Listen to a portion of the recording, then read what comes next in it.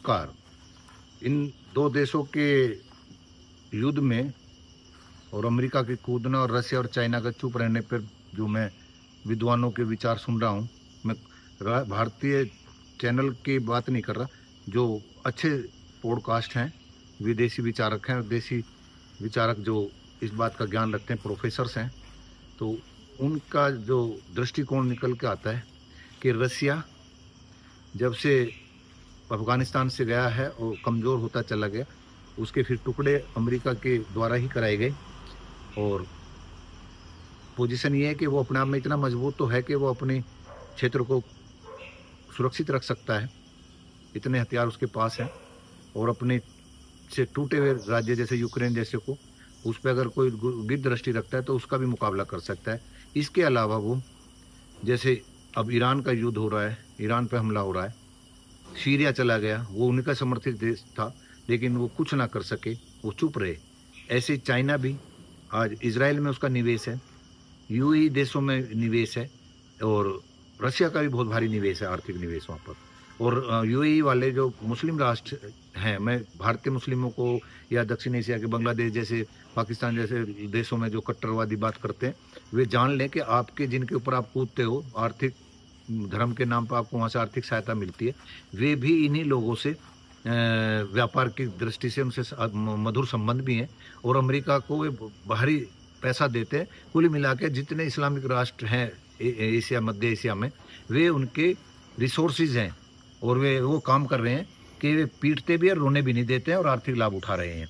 अभी ट्रंप जब गया अरब में, तो पता है भारत की आधी आर्थिक शक्ति, यानी कि जो हमारी 5 ट्रिलियन की बात करें, 2.5 ट्रिलियन वो ले आया वहाँ से, तो उनको आर्थिक लाभ भी मिल रहा है, तो सारा कब्जा वो कर रहे हैं। तो मुझे ये जो बात समझ में आई है उनके विचारों की वजह से, विद्वानों के, कि हमें इस पर नहीं ज़्यादा ध्यान देना चाहिए।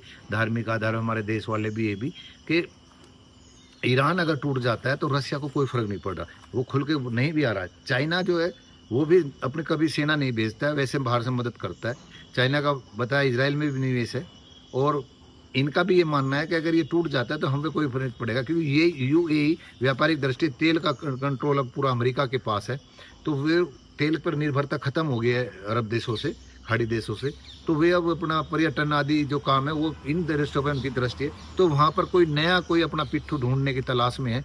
ईरान अगर ख़त्म भी हो जाता है तो रसिया पर कोई फर्क नहीं पड़ेगा, और रसिया इसमें कोई बहुत ज़्यादा बढ़ चढ़ के हिस्सा नहीं ले रहा है, ये चाइना भी ऐसा नहीं कर रहा है। तो इसलिए हमें ये सोच करके कि भाई ईरान जो है मुकाबला कर लेगा, नहीं करेगा, मार खा जाएगा। और इस तरह का घटना करने से उनके हथियार बिक रहे हैं, किसी और देशों को समर्थन देंगे, अरब को देंगे। अब अमेरिका ने जितने अरब खाड़ी के देश हैं उनके वहाँ बेस अड्डे बनने हैं, उनकी सुरक्षा को करेंगे, ऐसा क्या करें। रसिया भी यही चाहता है कि हम कोई नया आधार ढूंढ लेंगे। तो इस तरह से हमें इनकी बातों में नहीं आना चाहिए, और ईरान को भी अब समझ लेना चाहिए। वैसे तो ये बताते हैं कि ये ट्रंप और इनकी डील पक्की होने वाली थी। इजराइल ने ये देखा कि अगर ईरान और अमेरिका इकट्ठे हो गए तो मेरा वजूद क्षेत्र में कम हो जाएगा, तो इसने उनकी इस डील को भंग करने के लिए अचानक हमला ये किया गया है, ताकि अमेरिका मजबूर हो जाए इस पर हमला करने के लिए और मेरी इस क्षेत्र में दादागिरी चलती रहे। तो ये भी आपस में भी खींचातानी है। ये विद्वानों के विचारकों से मैं थोड़ा सा ऐसा सूक्ष्म बता रहा हूँ, विषय तो बहुत गहरा है। तो बताने का मेरा मतलब यही है कि हमें इन बातों में ना घुस के अपने देश के सामरिक दृष्टि से शक्तिशाली बनने, वो सब हम पे ध्यान दें। तो धार्मिक कट्टरता का मैं इशारा करना चाह रहा था कि जो धार्मिक कट्टर देश हैं उनको, परमाणु शक्ति संपन्न वाले देश हैं, रसिया या अमेरिका, उनको टारगेट बनाते रहेंगे। अब जो ये तो बनाने में थे, और जैसे पाकिस्तान है, कभी भारत पे भी अगर हम कट्टरता में चले गए तो धार्मिक कट्टरता के आधार पर, क्योंकि अब इस्लामिक हमले हो रहे हैं, आगे ये सिखिज्म पर करते हैं। अब कुछ दिनों में जब इनका हौसला बढ़ेगा तो वे ईसाइयत पर भी करेंगे। और जिस दिन में पहले भी कई बार हो जाए, ईसाइयत वालों पर, जो भारत में इनके ईसाई अनुयायी हैं, अगर उन पर इन्होंने इस तरह का हमला और ऐसी नीति बना करके घृणात्मक दृष्टि फैलाई, तो ये परमाणु शक्ति का इलाज हमारा भी करेंगे। नमस्कार।